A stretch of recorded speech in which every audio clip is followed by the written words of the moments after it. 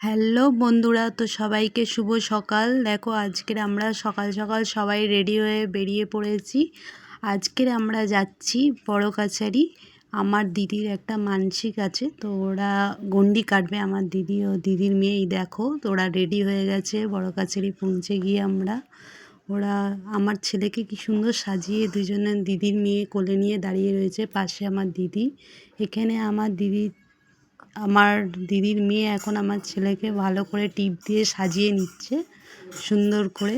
দেখো এবার সবাইকে তিলক লাগানো হবে। এটা হলো আমার দাদার মেয়ে। ও তো একদম টিপটা পড়ার জন্য অনেকক্ষণ ধরে ওয়েট করছিল কখন ওকে পড়াবে। এইগুলো দেখো। এবার আমার এই জায়ের মেয়ে আছে, এটা আমার বৌদি।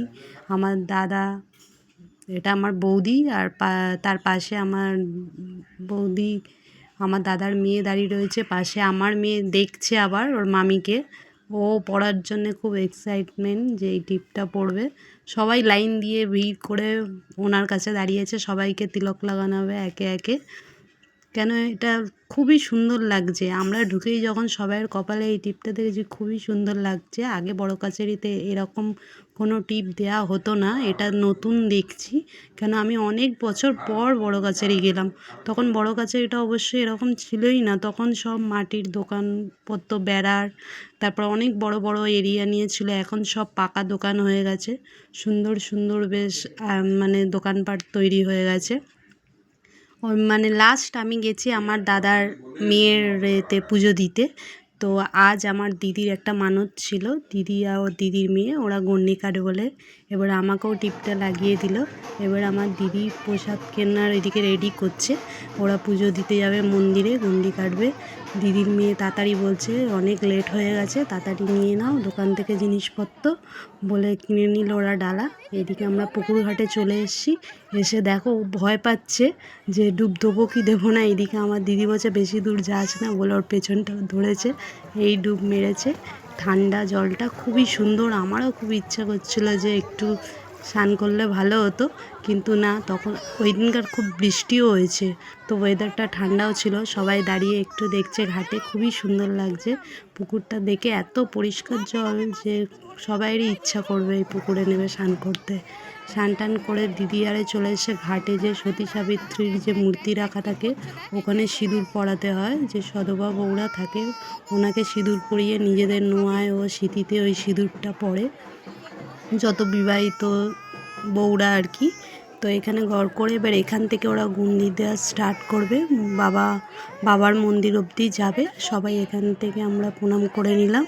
করে নিয়ে দিদি আরে ওখানে এখনও সিঁদুর লাগাচ্ছে। এদিকে আমরা বাইরে দাঁড়িয়ে অপেক্ষা করছি। এদিকে আমার ছেলেও চেঁচাচ্ছে যে ও স্নান করবে, পুকুরে নামবে বলে। কোনো রকম ওকে বুঝিয়ে এবার আমার দিদি ও দিদির মেয়ে দুজনে গণ্ডি কাটা স্টার্ট করলো। তো আমি সাইড দিয়ে ভিডিও করতে থাকছি। এইদিকে আমার দাদার মেয়ে আবার লোক সাইড করছে যে কেউ মাঝখানে আসবে না, আমার মাসি আরে গণ্ডি কাটছে। এবার এইদিকে দেখো মন্দিরটা দেখাচ্ছি। ওই দিনকার এত ভিড় ছিল, প্রচণ্ড পরিমাণে ভিড়। এইদিকে আমার বৌদি আমার ছেলেকে আমার দিদির পিঠে শুইয়ে দিল। একবার না, ওকে অনেকবার বারে বারে শোয়ানো হয়েছে। ও ব্যাপারটা বুঝতে পারছে না যে কি করছে, এরা এরকম শুয়ে শুয়ে যাচ্ছে আর ওর পিঠে কেন ওকে শোয়ানো হচ্ছে। কিন্তু এটা ওখানকার একটা নিয়ম বলতে পারো, মানে একটা ঠাকুরের প্রতি একটা ভক্তি আর কি। যারা গণ্ডি কাটে, উপোস করে থাকে, তাদের পিঠে বাচ্চাদেরকে একটু শোয়ালে তাদের ভালো হয়। ও তাদের পায়ে হাত দিয়ে নমস্কার করলে খুবই ভালো হয়। ওখানে বাতাসা হরিণোট দিচ্ছে। এদিকে আমার দাদার মেয়ে অপেক্ষা করছে কতক্ষণে বাতাসাটা ফেলবে ও গোড়াবে।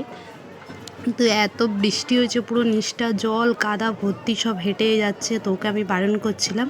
এরাও পেছন পেছন আসছে মন্দিরে ঢুকবে। কেন তিনবার এরা রাউন্ড দিয়ে ওটাকে গণ্ডি কেটে তারপরে মন্দিরের মধ্যে প্রবেশ করবে। এদিকে বাতাসা হরিণোট দিচ্ছে, তার মধ্যেও দিয়ে এরাও ঘোরাচ্ছে বাতাসাগুলো। ঘুরিয়ে ঘুরিয়ে অনেকটা জমা করেছে। আমার দিদিদের এই দুবার গণ্ডি কাটা হয়েছে, তিনবার লাস্ট রাউন্ড দিয়ে এবার মন্দিরের মধ্যে ওরা ঢুকবে। সাইড দিয়ে আমার দাদার মেয়েও যাচ্ছে। আমিও এই সাইডে একটুখানি বাবার মন্দিরের ফটোটা তোলার চেষ্টা করছিলাম। তো পাশে এখানে ধূপ জ্বালানো হচ্ছিলো, ওখানে একটুখানি ভিডিওটা বানিয়ে নিলাম। আর এইদিকে যে ফোনটা বের করে আমি ভিডিও বানাবো, ভয়ও লাগছে, এত ভিড় হচ্ছে ধাক্কাধাক্কিতে, যে ফোনটা যাতে আমার পড়ে না যায়। তারপরে দেখো মানে ভেতরেও যে পরিমাণে লোক। আর এইদিকে তারপর গন্ডি কেটে চলে এসেছি আমরা এইদিকে। ওরা কাপড় চোপড় ছেড়ে এইদিকে একটা খাবার আয়োজন করা হয়েছে, মানে আমার দিদি বাড়ি থেকে বানিয়ে নিয়ে গেছিলো ঘুগনি। আর ও প্রথমে লুচি বলেছিলো, তো আমরা বললাম না লুচি টুচি করিস না, মুড়ির ঘুগনিটা খেতে বেশি ভালো লাগে। তো বলতে মুড়ি নিয়ে নিয়েছি, ঘুগনি দেখো আমার ছেলে কি আনন্দে খাচ্ছে।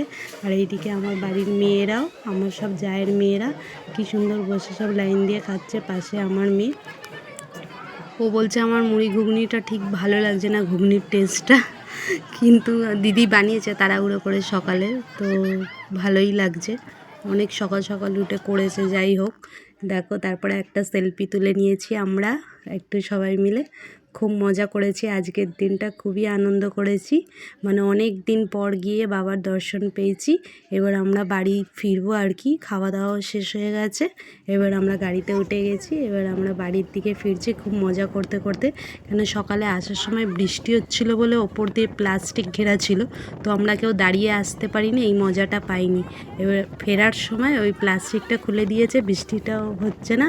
আমার দেখো না দাঁত সব বেরিয়ে যাচ্ছে, একটাও দাঁত ভেতরে নেই। সব আস্তে আস্তে গাড়ির সামনে দাঁড়িয়ে খুবই ভালো লাগছে, হাওয়াটা সামনে দিয়ে পাচ্ছে এত সুন্দর। আমার ছেলেও খুব মজা করছিল, ওকে নিয়ে আমার দিদির মেয়ে বসে রয়েছে একদম কোণে। ও একদম বলছে আমি পেছনে দেখতে দেখতে যাব। পাশে বৌদি, আমার পাশে আমার জায়ের মেয়ে, আমার মেয়ে সব দাঁড়িয়ে রয়েছি। দাঁড়িয়ে কি সুন্দর যাচ্ছে, অনেক গান শুনতে শুনতে।